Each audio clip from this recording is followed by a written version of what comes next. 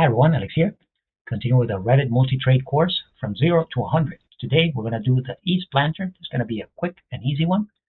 Quick reminder, you might have seen a couple of videos uploaded in the wrong order, not a big deal. But if I were to watch them, I would go first the porch post. This video has been posted already. Then I would do the porch and front planters. This one has been posted as well. Then I would do this video, which is the east planter. Then I would do the shed, which has already been posted.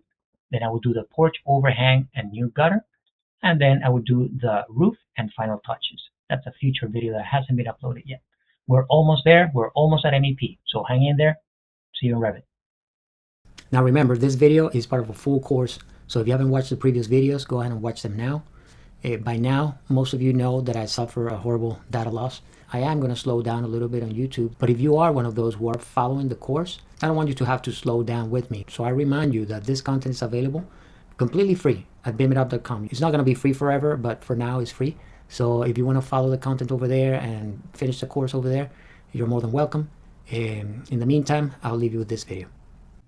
Hi everyone, this is Alex with BIMitUp, where we help you with professional training and coaching in mechanical, electrical, plumbing, fire protection systems, and Autodesk platforms like Revit and AutoCAD MEP. Let's get started. And before we even start, think about it. It makes sense. If you like this kind of content, then make sure you subscribe to the channel. You hit that bell so you get notifications. You don't miss any of our videos. And now since we're at it, let's just add the other planter that we have here. And this thing wraps around. So what you see here is the front and here's the back. So what I'm going to do is I'm going to break it into pieces, the front part and the back part, to make it easy on ourselves. So we go back to our floor plan and I'm going to do create similar. We're going to go to edit type and then I'm going to duplicate. For the depth is 30.5. The height is 14 inches. And the width is 121.5. So 30.5 inches, 14 inches, and 121.5 inches. Okay, we can place it anywhere around here. And remember, I want this to start at grade, and then we want to align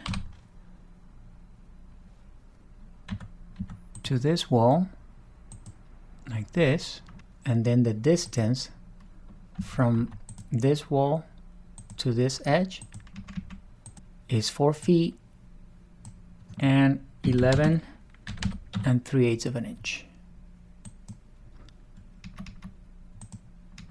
Very good. Now we have the same thing on the other side. So what we can do is just copy this guy from here to here, and then we measure from here to here, and then we have to subtract that distance. Let's edit the type and duplicate, and instead of being 121.5 is 59.375.